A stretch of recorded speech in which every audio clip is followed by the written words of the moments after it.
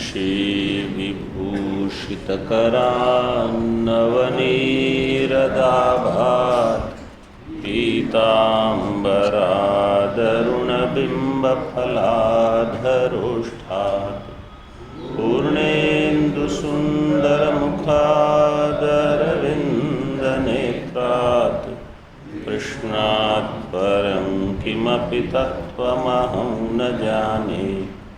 शङ्करं शङ्कराचार्यं केशवं बादरायणं सूत्रभाष्यकृतौ वन्दे भगवन्तौ पुनः पुनः। ईश्वरो गुरुरात्मेति मूर्तिभेदविभागिने व्योमवद्व्याप्तदेहाय दक्षिणामूर्तये नमः। ओम शांति शांति शांति।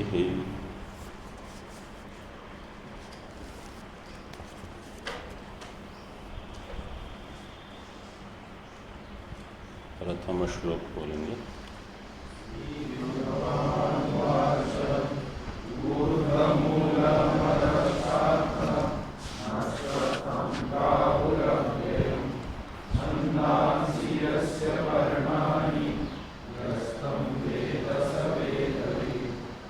इसमें टीका में जो प्रथम पंक्ति है वो अष्ट टीका में अलग दी है।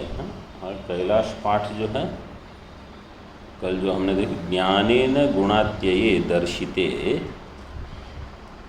पूर्वाध्याय में ये बताया ज्ञान से गुण का अत्यय, नाशित्वे तेषां विना ज्ञानेन अत्ययात्। नाशित्वे, नाशित्वे का अर्थ है गुणानां नाशित्वे, नाशित्वे विनाशित्वे। अगर गुण स्वयं ही विनाशी है तो बिना ज्ञान के भी अत्यय हो जाएगा।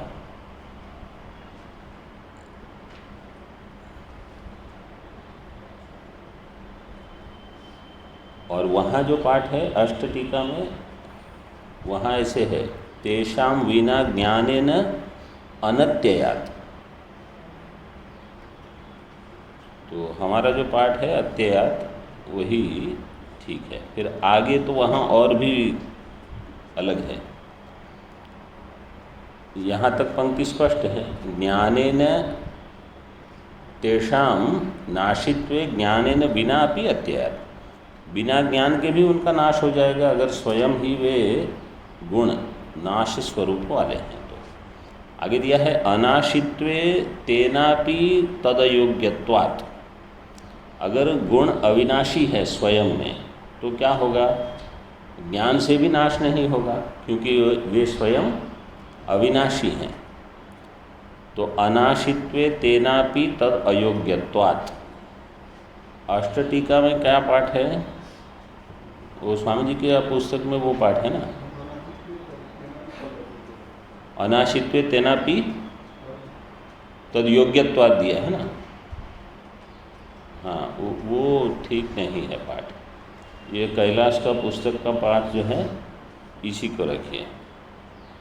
फिर आगे समान है लेकिन यहाँ इतना भेद है।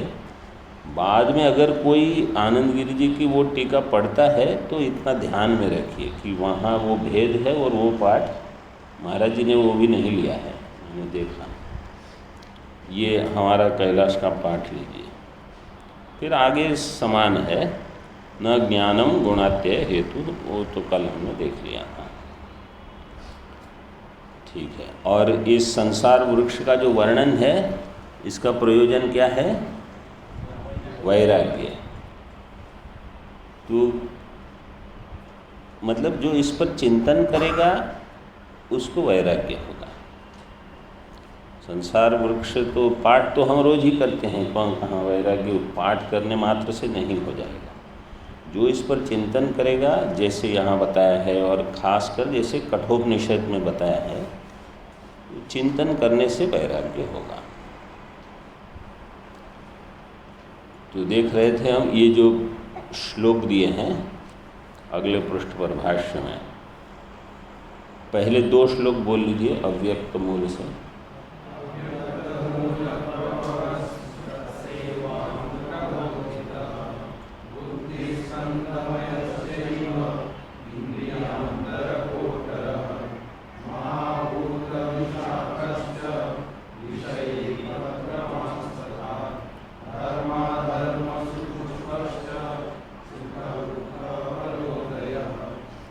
इतना पहले टीका में इसका अर्थ देखते हैं।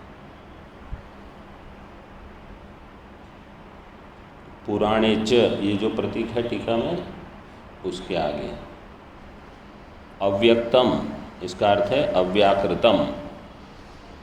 तदेव मूलम, अव्याकृत माया के लिए भी अव्यक्त शब्द प्रयोग होता है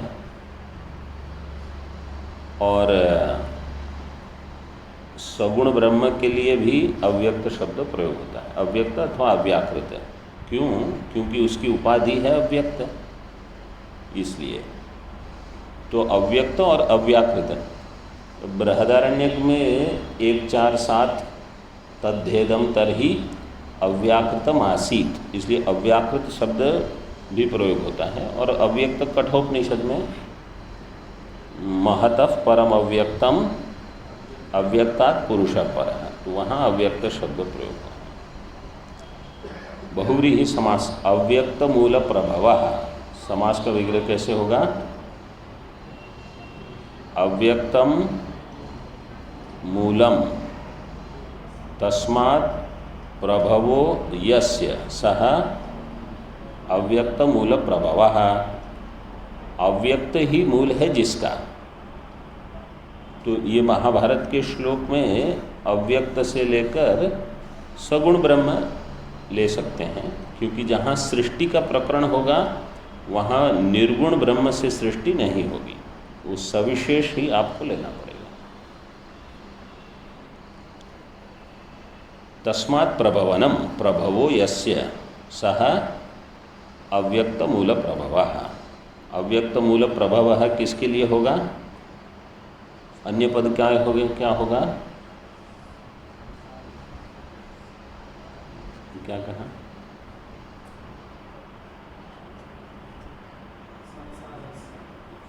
संसार है, वृक्ष है। जो एक तृतीय श्लोक में ब्रह्म वृक्ष शब्द दिया है, ब्रह्म वृक्ष, वो वृक्ष के लिए ये है। आगे अगला शब्द है तस्यैव अनुग्रहोत्थितः, तस्य एव मूलस्य अव्यक्तस्य अनुग्रहात् अतिदृढ़त्वात् उत्थितः संवर्धितः, उसी अव्यक्त के मूल से के अनुग्रह से, अनुग्रहितः इसका अर्थ क्या? अनुग्रहात् अतिदृढ़त्वात्, अनुग्रह से दृढ़ हो गया है ये संसार वृक्ष, और उसी से उत्थितः संवर्धितः वृद्धि को प्राप्त किया है। तस्य लौकिक वृक्ष साधर्म्यम आह, यह वृक्ष संसार वृक्ष लौकिक वृक्ष के समान है। साधर्म्य क्या है? बुद्धिस्कंधमयश्चैव इंद्रियांतर कोटरः, बुद्धि इत्यादिना।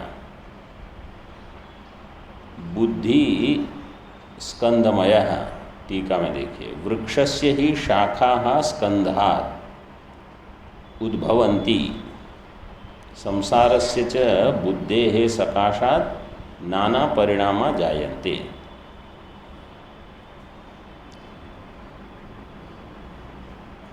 जैसे वृक्ष के स्कंद, बड़े बड़े जो भाग होते हैं, उससे वो वृद्धि को प्राप्त करता है, इसी प्रकार मनुष्य में बुद्धि है स्कंद।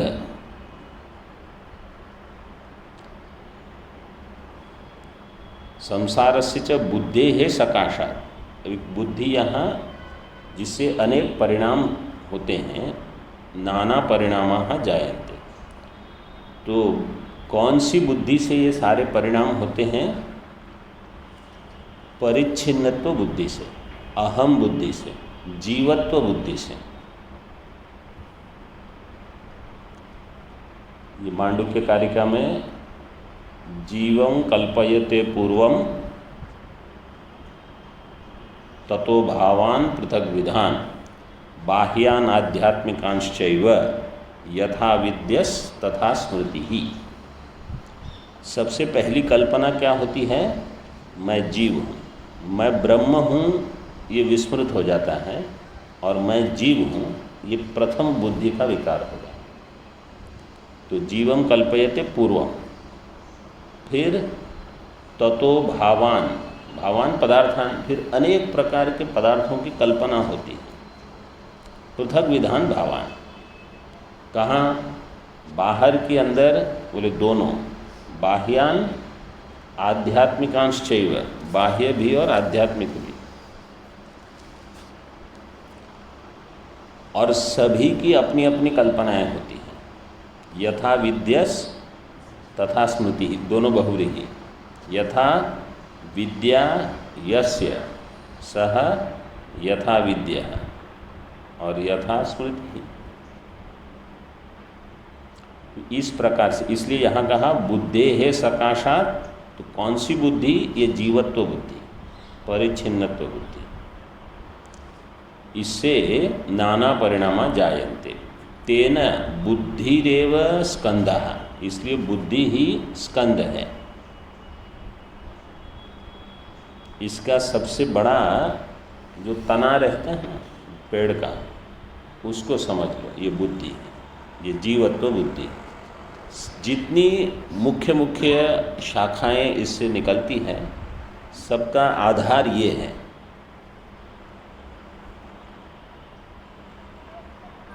भगवान भाष्यकार ने विवेक चूड़ामणि में एक श्लोक दिया है। यहाँ जो 5 श्लोक में लिखा है, उन्होंने वहाँ एक श्लोक में ही दे दिया है, शार्दुल विक्रणिच्छन। बीजम संसृति भूमिजस्य तु तमो देहात्मधीर अंकुरो। बीजम संसृति भूमिजः, इसका बीज जो है संसार वृक्ष का, यह है अज्ञान, तमः। इसमें देहात्मधि, देहात्म बुद्धि है, ये अंकुर है, ये पहले निकलेगा। अज्ञान से सबसे पहले ये उत्पन्न हो गया, देहात्म बुद्धि अथवा कोई भी परिच्छिन्नत्व बुद्धि। फिर संसार बढ़ते जाएगा। वहाँ भी दिया है रागः पल्लवम अम्बुः। इस वृक्ष को जल क्या है? जल देना पड़ता है वृक्ष बढ़ाने के। बोले राग द्वेष इसके लिए जल है, और राग द्वेष से प्रेरित जो कर्म होगा वो है शरीर के रूप में है, वही इसको धारण करके रखेगा।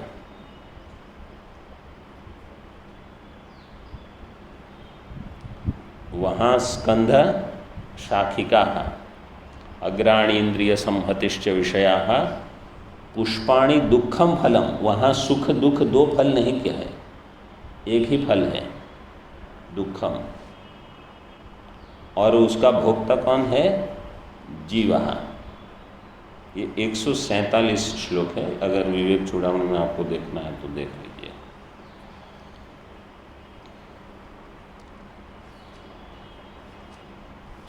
आगे देखिए, तेन बुद्धिरेव स्कंदः तन्मयस् तत्प्रचुरोऽयं संसारः। तत्प्रचुर, ये बुद्धि के जो भिन्न भिन्न विकार हैं उसी से प्रचुर है ये संसार। संसार तरुः इंद्रियाणाम अंतराणि छिद्राणि कोटराणि यस्य सह तथा। इंद्रियांतर कोटरः, ये अगला शब्द है श्लोक में। इंद्रियाणाम अंतराणि छिद्राणि, इंद्रिय के जो छिद्र मतलब जो गोलक हैं जहाँ से इंद्रियां कार्यरत होगी, तो ये सारे कोटर के जैसे हैं, क्योंकि वृक्ष में भी ऐसे छिद्र होते हैं।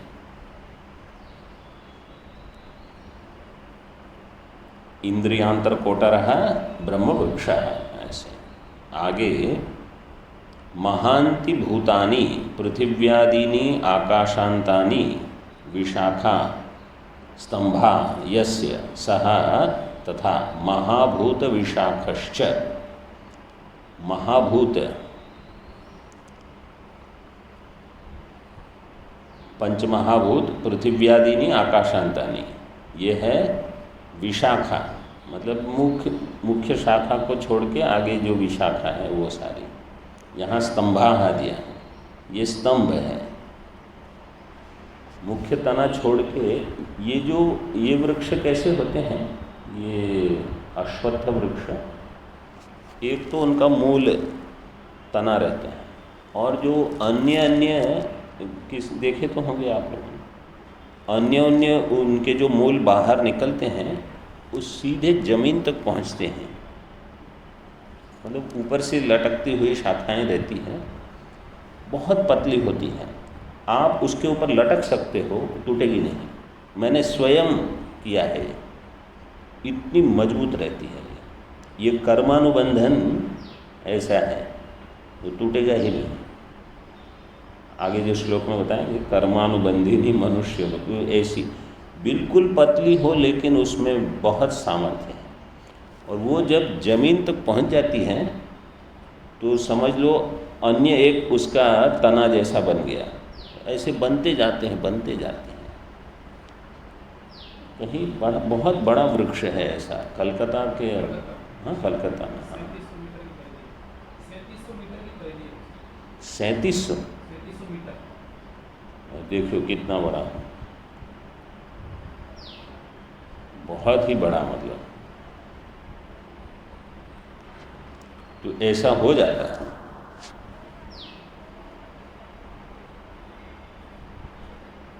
महांति भूतानि पृथिव्यादीनि आकाशानि विशाखाः स्तंभाः यस्य, ये हो गया महाभूत विशाखस्य।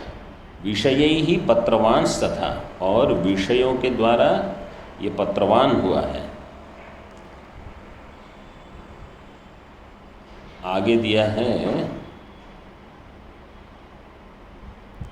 अभी सभी का अर्थ नहीं किया है। धर्माधर्म सुपुष्पस्य, ये स्पष्ट है। इनके पुष्प क्या है, धर्म और अधर्म, और पुष्प के बाद फल आएंगे, सुख दुख उसके फल हैं, सुख दुख फलोदय। हाँ, फिर वो फल का भोक्ता होगा जीव। आगे आजीव्यः सर्वभूतानां ब्रह्मवृक्षः सनातनः एतद् ब्रह्मवनं चैव ब्रह्माचरति नित्यशः।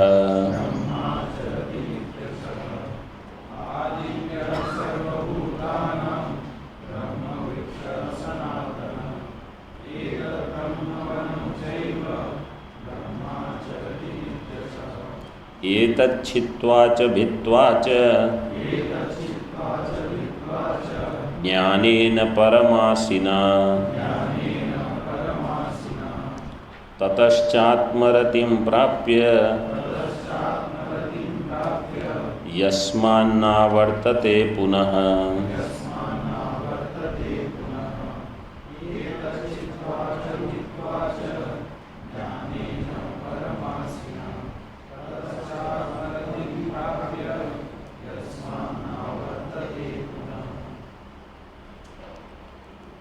आजीव्य सर्वभूतानां, आजीव्य इसका अर्थ है उपजीव्य। यह वृक्ष कैसा है, सभी जीवों का उपजीव्य है। उपजीव्य का अर्थ है आश्रय, जिसको आश्रय करके सारे भूत जीते हैं। सर्वभूतानां आजीव्यः ब्रह्मवृक्षः सनातनः येषोश्वत्थः सनातनः, जो कठोपनिषद में कहा है वही ये है ब्रह्मवृक्षः।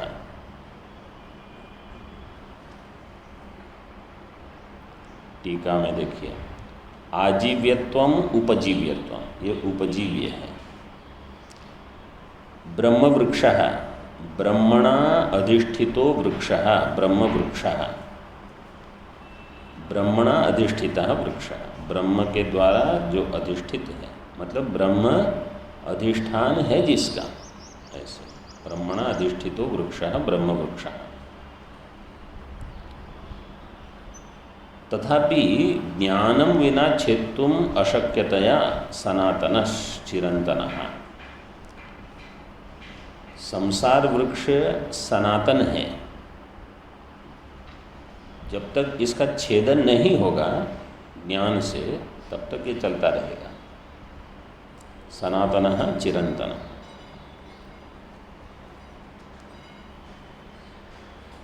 आगे श्लोक में कहा है एतद् ब्रह्मवनम। कहीं सुना है ये नाम? केनोपनिषद में। केनोपनिषद में वो यक्ष जो आता है उसका नाम है, उसके लिए संज्ञा दी है तद्वनम। तद्वनम नाम, इसकी ऐसे उपासना करनी है, ऐसा केनोपनिषद में कहा। यक्ष मतलब सगुण ब्रह्म। ब्रह्म कुछ उपाधि को लेकर वहाँ उपस्थित होता है, ऐसी वहाँ कथा है। उसका नाम है तद्वनम। वनम का अर्थ वहाँ जो किया है यही दिया है टीकाकार ने। एतच्च ब्रह्मणः परस्य आत्मनो वनम। वनम वननीयम संभजनीयम, जो भजनीय है, मतलब जो वंदना के चिंतन के अनुरूप है, योग्य है, ऐसा है परमात्मा। तो उसको नाम दिया तद्वनम। और जो इस परमात्मा की ऐसे उपासना करेगा वो स्वयं भी संभजनीय, वंदनीय हो जाएगा। ऐसे संभजनीयम। अत्र ही ब्रह्म प्रतिष्ठितम तस्य वृक्षस्य संसाराख्यस्य तदेव ब्रह्मसारभूतम।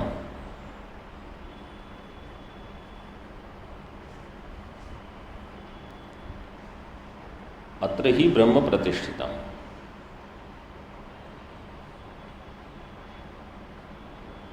अत्र का अर्थ है इस वृक्ष में, मतलब वृक्ष में ही ये प्राप्त होगा। वो आगे और भी स्पष्ट हो जाएगा अगली पंक्ति में। तस्य वृक्षस्य संसाराख्यस्य तदेव ब्रह्म सारभूतम। यह ब्रह्म ही इसका सार है। अथवा अस्य ब्रह्म वृक्षस्य, अथवा के बाद दो खंडाकार है पुस्तक, एक का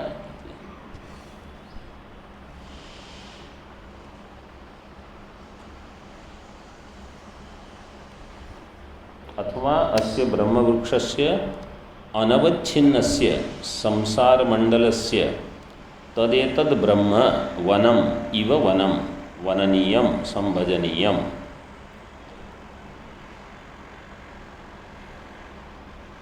इतना देखते हैं। अथवा अस्य ब्रह्मवृक्षस्य, ये ब्रह्मवृक्ष जो है, अस्य अनवच्छिन्नस्य संसारमण्डलस्य, संसार मंडल जो है वो ब्रह्म, ये समझ सारे षष्ठी में है। अस्य ब्रह्मवृक्षस्य अनवच्छिन्नस्य संसार मंडलस्य, इस समस्त संसार का, जो कि अनवच्छिन्न किस लिए है? क्योंकि ऐसा लगता नहीं है कि ये इसका अंत है।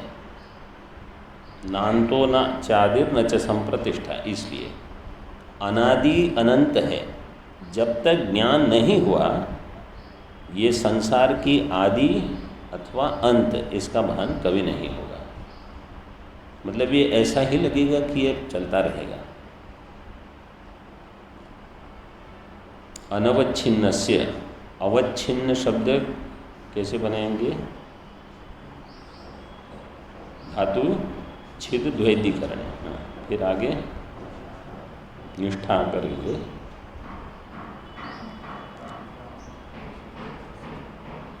हाँ, इसमें रदाभ्याम निष्ठा तो न पूर्वस्य च दः, और तकार छेच से अवच्छिन्नस्य अनवच्छिन्नस्य संसार मंडलस्य। इस संसार में केवल एक ही है चीज, एक ही वस्तु है जो वास्तव में संभजनीय है, वो है ब्रह्म, वो दिया है।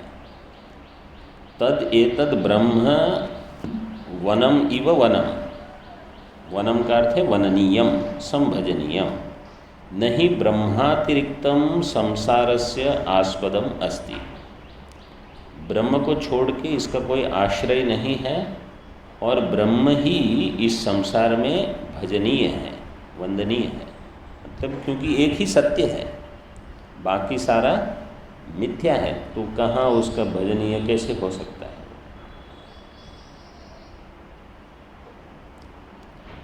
ब्रह्मैव अविद्यया संसरति इति अभ्युपगमात् इत्यर्थः।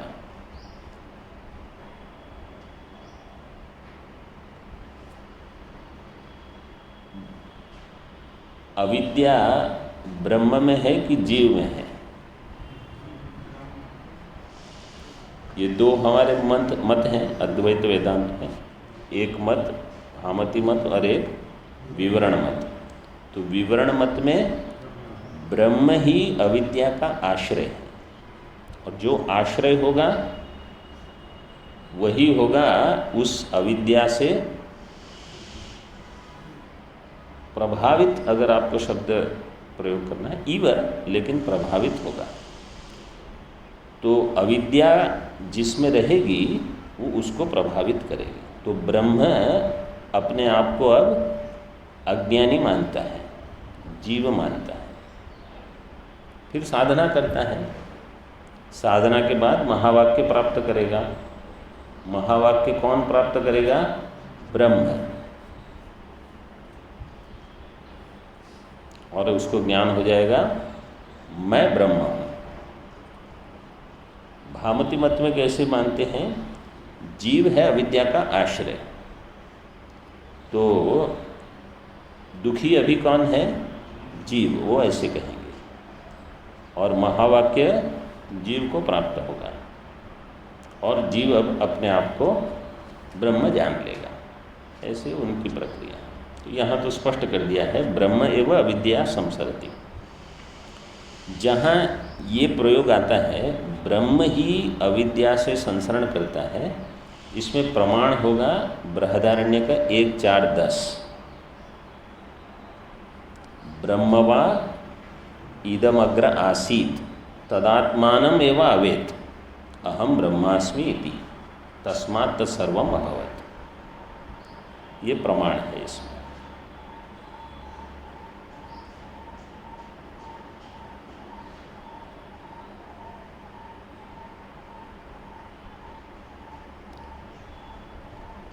अब इसमें इस संसार वृक्ष की आवश्यकता क्या है? समझो संसार नहीं होता प्रलय काल में, तो ब्रह्म प्राप्ति का कोई साधन नहीं रहता। ये भी कह सकते हो कि ब्रह्म प्राप्ति के लिए कोई साधक भी नहीं है, साधन नहीं है तो साधक भी नहीं होगा, वो भी ठीक है। संसार मतलब जो द्वैत है, वो द्वैत ही जब उपलब्ध है उसके माध्यम से अद्वैत की प्राप्ति होगी। इसलिए यहाँ संसार वृक्ष को ऊर्ध्व मूल है, ब्रह्म ही उसका मूल है, इस प्रकार से बताया। इसलिए ब्रह्म को कहीं अन्य नहीं ढूंढना है। जहाँ संसार है वहीं आपको ब्रह्म मिलेगा।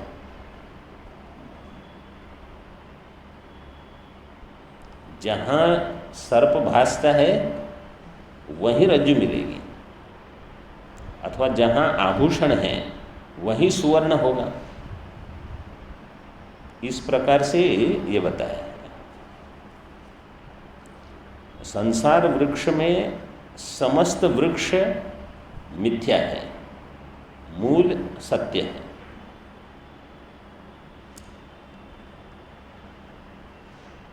उसको बताते हैं, वो आगे बताएंगे। यहाँ एक अब श्लोक देख लीजिए। तो एतद् ब्रह्मवनं चैव ब्रह्म आचरति नित्यशः। यह ब्रह्म नित्य आचरति, आकार है आसमंता चरति, वही उपलब्ध है। ऐसे एतत् छित्त्वा च भित्त्वा च ज्ञानेन परमासिना, परम असिना ज्ञानेन, एतत् छित्त्वा च भित्त्वा च, जिसको हम साधारण हिंदी में छिन्न भिन्न कहते हैं, वही छित्त्वा भित्त्वा, छेदन और भेदन अर्थ एक ही है। ततश्च आत्मरतिम प्राप्य यस्मान् नावर्तते पुनः, तत्पश्चात आत्मरति को प्राप्त करके, आत्मनिष्ठा को प्राप्त करके उस ब्रह्म से पुनः आवृत्ति नहीं होगी, न पुनः आवर्तते। टीका में अहम ब्रह्म इति दृढ़ ज्ञानेन उक्तम संसार वृक्षम छित्त्वा प्रतिबंधक अभावात् आत्मनिष्ठो भूत्वा पुनरावृत्तिरहितम कैवल्यम प्राप्नोति। ये कैवल्य उपनिषद में ऐसे पुनरावृत्तिरहितम कैवल्यम पदमश्नुते ऐसे अंत में दिया है। तो यहाँ यही शब्द पुनरावृत्तिरहितम कैवल्यम अश्नुते के बदले प्राप्नोति कह दिया। कैसे? अहम ब्रह्म इति दृढ़ ज्ञान है। अब यहाँ दृढ़ अपरोक्ष है। दृढ़ अपरोक्ष का अर्थ क्या है? संशय विपर्य रहित है। तो यहाँ भी विवरण का ही मत लिया है। देखिए, विवरण में ज्ञान और दृढ़ ज्ञान ऐसे कहते हैं, मतलब अपरोक्ष ज्ञान ही होगा। जब भी ज्ञान होगा वो ब्रह्म विषय का ज्ञान होगा तो अपरोक्ष ही होगा, ये मुख्य मत है। क्यों ऐसा होगा?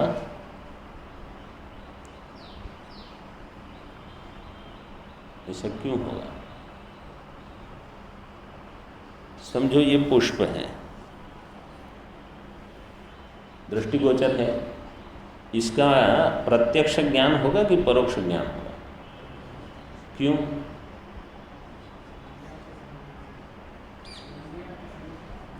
इंद्रियार्थ सन्निकर्ष, क्योंकि विषय ही प्रत्यक्ष है।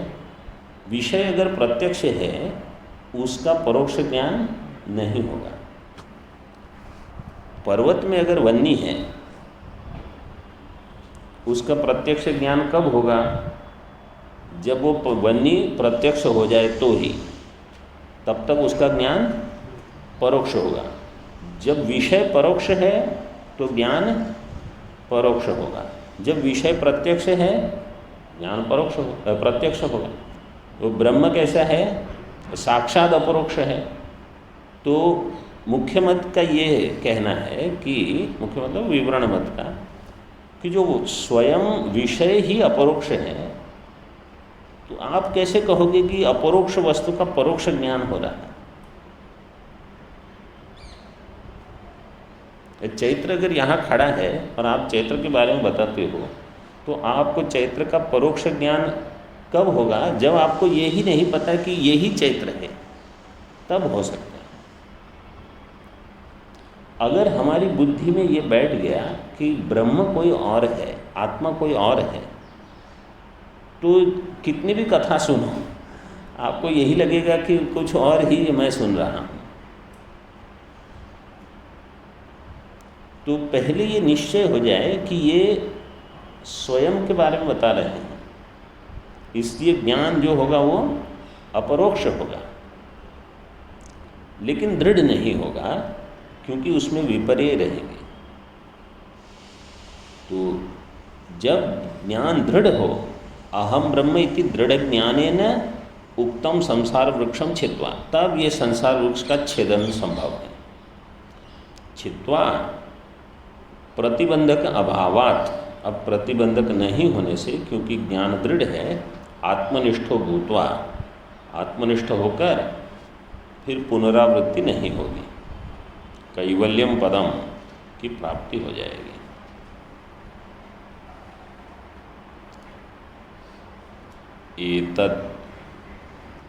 एतत् छित्त्वा च भित्त्वा च, वो पूर्व श्लोक में बता दिया। अब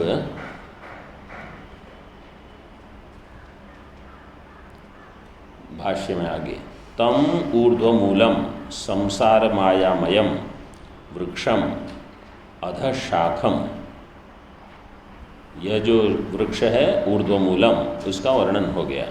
संसार मायामयम,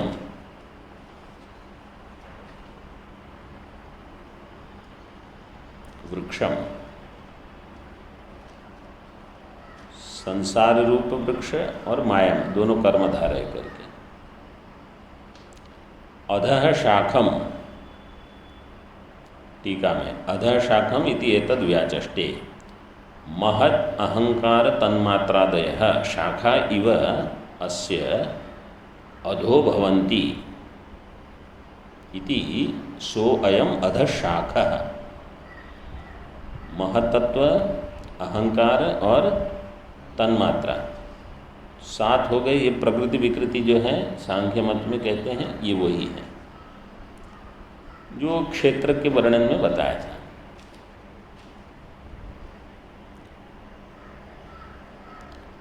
ये सारी शाखाएं नीचे आती हैं, अधः शाखा भवन्ति इति सोयम अधः शाखः तम अधः शाखम।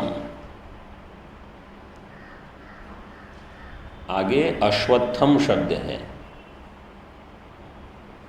न श्वोपि, आगे क्या पाठ है?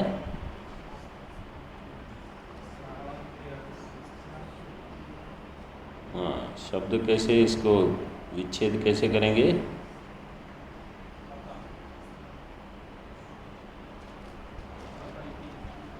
स्थाता, स्थाता कैसे बनेगा?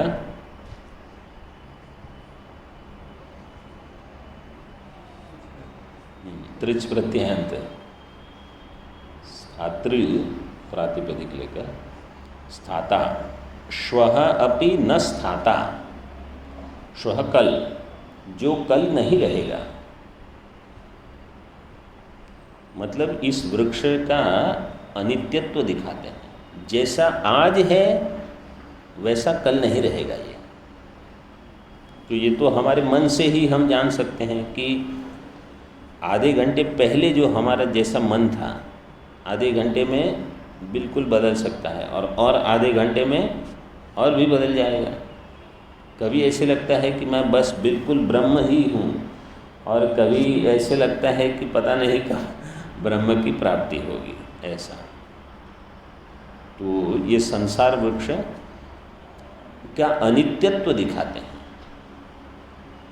मतलब प्रतिक्षण परिणामी विनाशी।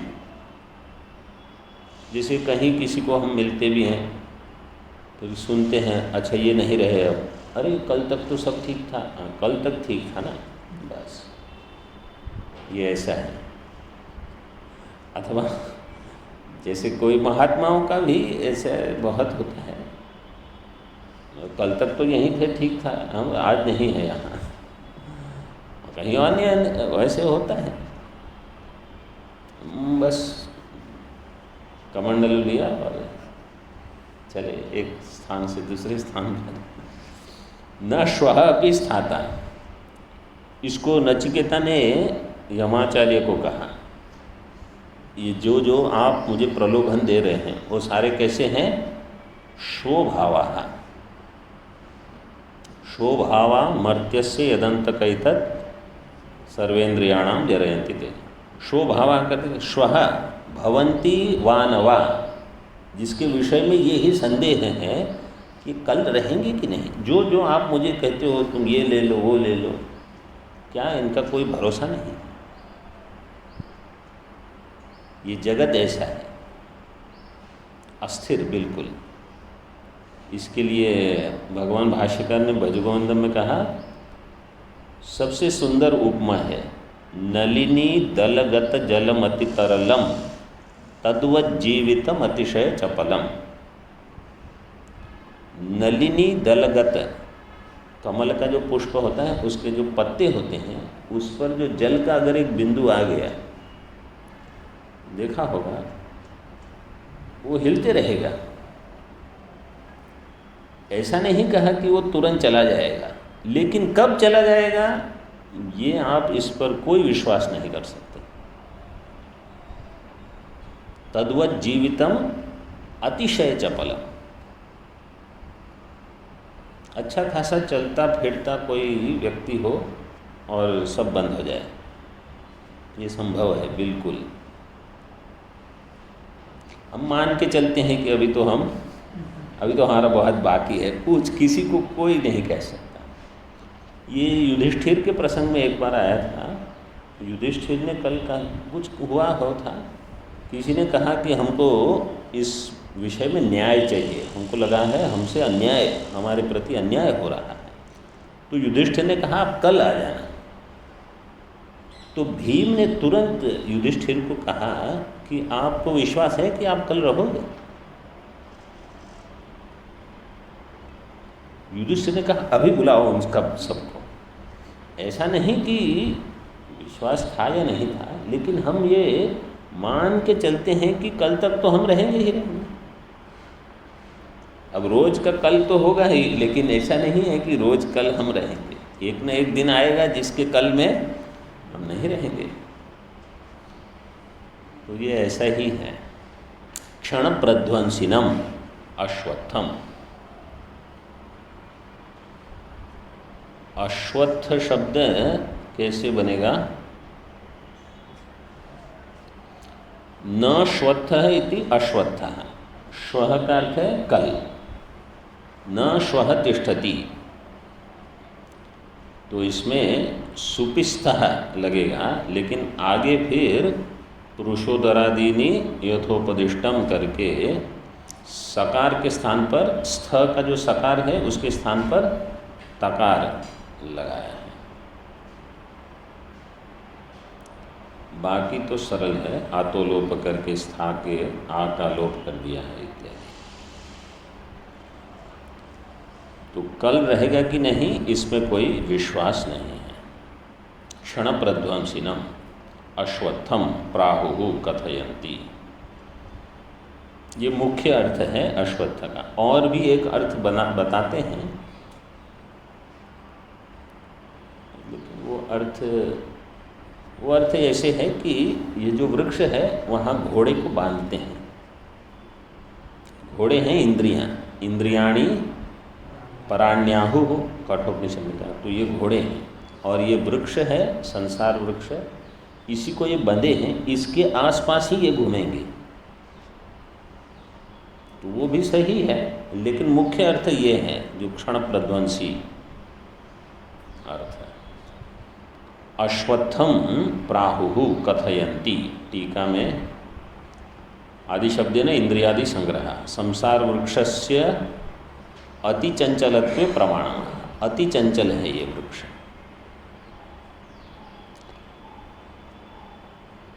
आगे दिया है अव्ययम, क्षणध्वंसिनो अव्ययत्वं विरुद्धम इति आशंका।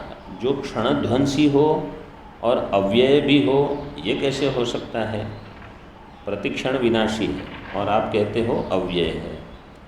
संसार मायामयम अनादिकाल प्रवृत्तत्वात् सोयम संसार वृक्षो अव्ययः। अनादि अनंत देहादि संतानाश्रयो ही सुप्रसिद्धस्तम अव्ययम। संसार मायामयम अनादिकाल प्रवृत्तत्वात्, इसलिए अनादि है ये। सोयम संसार वृक्षो अव्ययः, अनादि और अनंत। देहादि संतान आश्रय, देहादि संतान, देहादि की संतति जो होती है, तनु विस्तारे धातु से चलते रहते हैं। जैसे अभी जो देह हमको प्राप्त है, इस देह का कारण क्या हम कहेंगे? कर्म कब किए थे? पूर्व देह में। और पूर्व देह की प्राप्ति होगी तब वहाँ कर्म किए होंगे। तो पूर्व देह जो है उसके लिए कर्म थे, उसके पूर्व में किए हुए। तो इस प्रकार से ये संतति चल रही है। तो कोई पूछेगा कि सबसे पहले क्या हुआ? देह की कर्म, पहले देह था और कर्म हुआ कि कर्म थे और देह हुआ?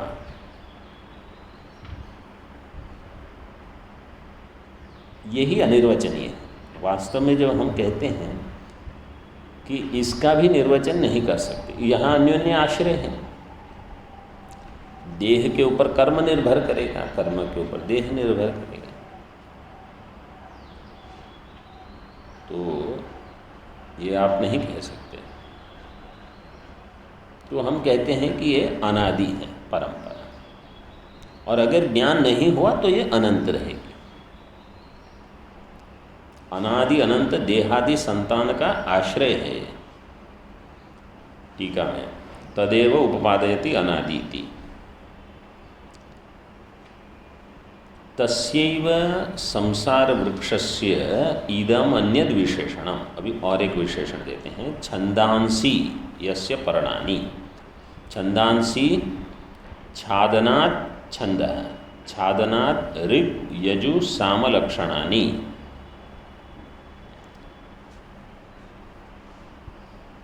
छंदांसी में धातु चदी धातु है। चदी आह्लादे दीप्तौ च। इसमें इदि तो नुम धातु हो से नुम आगम होगा, और एक उणादि सूत्र है इसमें। चंदेदारेश्च छः, तो चकार का छकार है और असुन प्रत्यय, ये सूत्र दोनों करेगा। चंदेदारे दे चंदेरादेश्च छः, चकार का छकार हो जाएगा, असुन होगा, छंद छंदांसी बहुवचन में हो जाएगा। तो ऋग यजु साम लक्षणानि ये सारे पर्ण हैं इस वृक्ष के। यस्य संसार वृक्षस्य पर्णानि इव पर्णानि, पर्ण के जैसे हैं।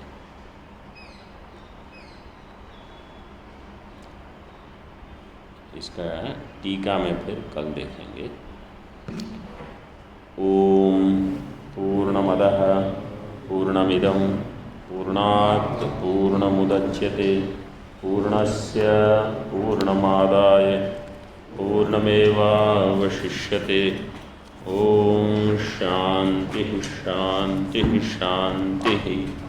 शंकरं शंकराचार्यं केशवं बादरायणं सूत्रभाष्यं